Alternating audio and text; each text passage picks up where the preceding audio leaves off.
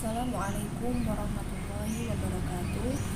Perkenalkan, nama saya Amrina Rasyada dari PBAB dengan nomor induk mahasiswa 20220068. Jadi di sini saya akan mempresentasikan dan memberi tanggapan tentang isu-isu pendidikan saat ini. Ini dengan judul materi tantangan pendidikan di saat pandemi. Pandemi COVID-19 yang berlangsung sejak awal tahun 2020 hingga saat ini yakni menyebabkan beberapa dampak dan keterbatasan di masyarakat, yakni keterbatasan bersosialisasi agar tidak tersebarnya virus corona ini.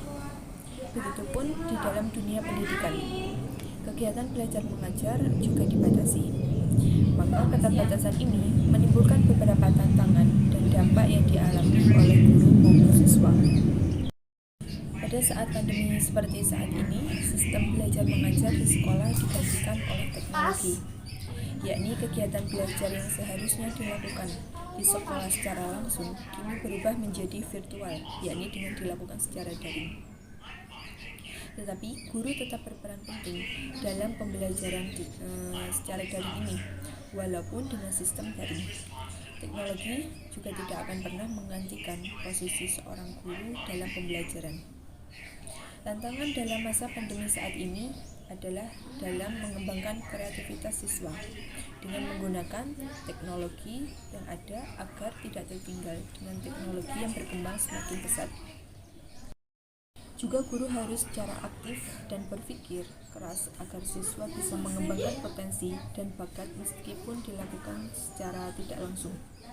Guru juga harus berpikir agar pembelajaran bisa seefektif mungkin.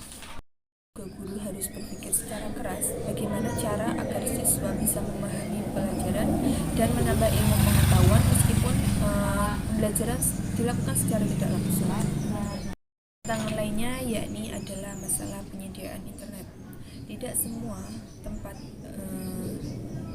memiliki internet, apalagi tempat-tempat pelosok atau di gunung-gunung yang memiliki kendala sinyal. Maka ini menjadi tantangan yang lebih serius, apalagi dalam pembelajaran. Ini bisa mengakibatkan ini menjadi tantangan yang berat karena proses pendidikan terhalangi atau terhambat. Ini membutuhkan perhatian yang lebih dalam lagi oleh pemerintah agar bisa terselesaikan masalah ini, agar proses pendidikan walaupun di tempat-tempat terpencil atau tempat terpelosok bisa terselesaikan dan juga bisa melaksanakan proses pembelajaran secara efektif. Pembelajaran daring ini juga mempengaruhi sistem kurikulum yang ada, yakni sistem saat ini yang diterapkan adalah sistem kurikulum 2013, di mana siswa ditekankan agar bersikap lebih baik, sopan, dan berketerampilan, juga aktif dan belajar seperti bertanya, menyanggah, atau melakukan observasi.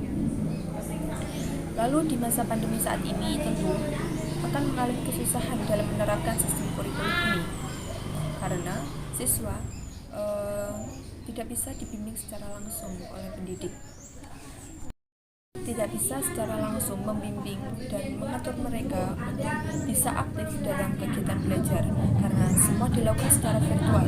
Ada yang dilakukan secara serius dan ada juga yang dilakukan secara tidak serius. Tapi semua itu pasti ada jalan. Seperti dalam prinsip kurikulum, yakni tentang prinsip relevansi, di mana adanya sebuah ketersesuaian antara pendidikan dengan tuntutan kehidupan masyarakat. Saat ini kurikulum dituntut untuk menyesuaikan masalah pembelajaran yang ada dan tantangan-tantangan yang ada di masa pandemi saat ini. Jadi kurikulum harus bisa menyesuaikan apa yang ada dan apa yang terjadi dalam masa pandemi saat ini. Harus bisa menyesuaikan bagaimana cara siswa agar bisa aktif belajar, yakni aktif dalam bertanya, menyanggah, dan bisa melakukan observasi walaupun pembelajaran dilakukan secara tidak langsung. Jadi sistem kurikulum harus bisa menyesuaikan.